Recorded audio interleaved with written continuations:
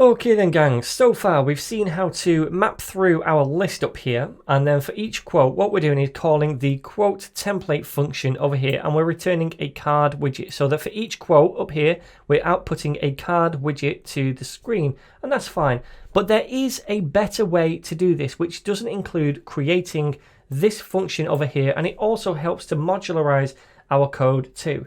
So we can do this by creating our own custom stateless widget, which represents this card template right here. Now, a quick way of doing this, of creating this stateless widget for this card template, is to go into the Flutter outline of here and then select the card that we want, which is this thing. This is the thing we want to put in its own stateless widget. We can right click this and we can go to extract widget right here. So press that. And then we need to give this widget a name. Now I'm going to call it quote card, which makes sense, right? Because it's a template for a quote card. Then click on refactor. I'm going to close the Flutter outline and notice what happens. First of all, it's removed all of the return statement here where we return the card. And instead it says return new quote card. Now down here, we actually see that it's put quote card into its own class, which extends stateless widget. So it's created a new widget called quote card.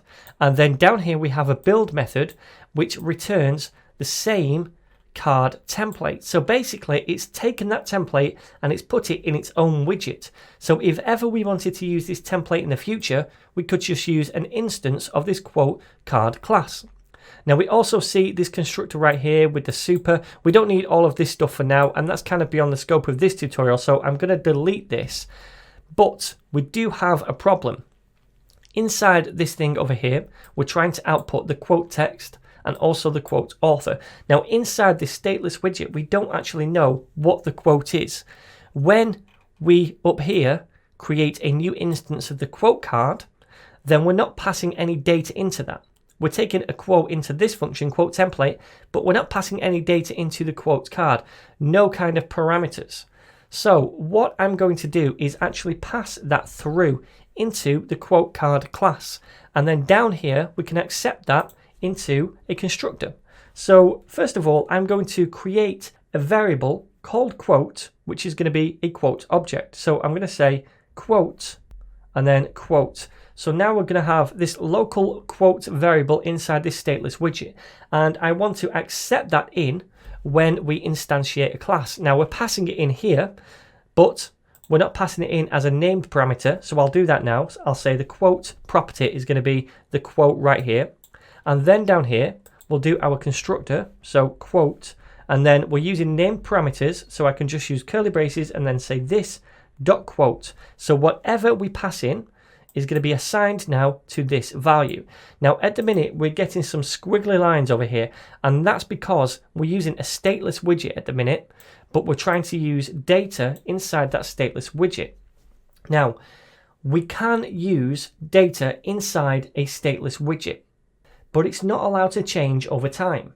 So what we have to do is put a final keyword in front of this right here, and then this is saying, look, this is going to be the final value of this variable, so it's not going to change. Now one more thing we need to do is actually change this to quote card, because that's what the class is called and the constructor should be the same as the class. So we're receiving this in now and we're storing it inside this local quote variable. So now we can use that down here. And now we no longer get the squiggly lines where we try to output the author and the text. So if we were to save this now, it should all work, because from the top, we're mapping through the data. We're firing this function, taking the quote, we're calling quote template and passing in that variable, the quote. And inside quote template, we receive that, and we're returning a new quote card instance. And by the way, we don't need this new keyword anymore. The new version of Dart doesn't require that, so we can take that off. And we're calling this to return a new quote card instance, and we're passing that in as a named parameter. So down here, we're receiving that named parameter and assigning it to this value right here, this variable. So now we have access to that quote inside this stateless widget. Remember, we have to put final in front of that to say this is not going to change over time. It allows us to use the data this way. Now we have that quote, we can inside return this card template, and in there we can output the information from that quote. So essentially we're returning this card for every quote inside the list. So this should all work now. I'm going to save this and see if this works. And we see no change over here, and that's a good sign because it shouldn't change over here. You know, we're not doing anything new over here. We're just rewriting our code to be better, more efficient, and more reusable. So now we've done this, there's one thing I'd like to do, and that is to actually delete this function because it's become a bit redundant. Why do we need to call this function down here just to return a new instance of the quote card? Can't we do this directly down there inside the map function? So let's instead get rid of this dude and delete this. And what I'm going to do is paste this down here. So now what we're doing is we're saying, okay, well, still map through the quotes and fire a function for each one. Then for each quote, I want you to get a new instance of the quote card, which is returning this widget tree to us and outputting the quote data. So that's going to do exactly the same thing. And if I save, we can see nothing changes. So that's a good sign again. This all still works. Now, one more thing, I promise.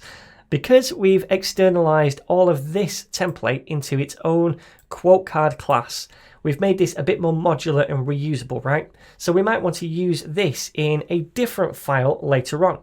Now, if that's the case, what we should do is maybe put this inside its own file, so then we can just import this into whatever file needs it in the future.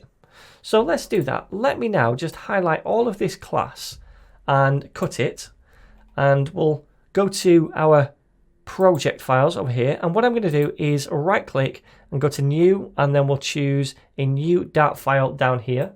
And I'm going to call this quote_card.dart. So now we have this file. I'm going to paste this in and I'm just going to save it. Now notice we get a lot of these different squiggly lines at the minute, and that's because we've not even imported the quote into this file yet, and we've not imported the material library. So let's just do that at the top. We can just copy this from main.dart. So let's copy those things and import them here. We need to import this because we're using the Flutter material package, and also we need to import this because we're using the quote object right here. So now we have those imported, we don't see any of the errors. So let's save this now, and the next thing we need to do is import this into our other file. So let me go to main.dart, and now let me import quote_card.dart like so. And now this should work. Now we've imported it, we should be able to use this quote card class. So if I save it again, nothing changes over here, which is always a good sign. I'm even going to do a hot restart just to see if it didn't catch any changes when I saved. But still, it still works over here. So everything still works. But now we've made our code much more modular. We've created an external template in its own widget, and we can use that custom widget whenever we want now in the template.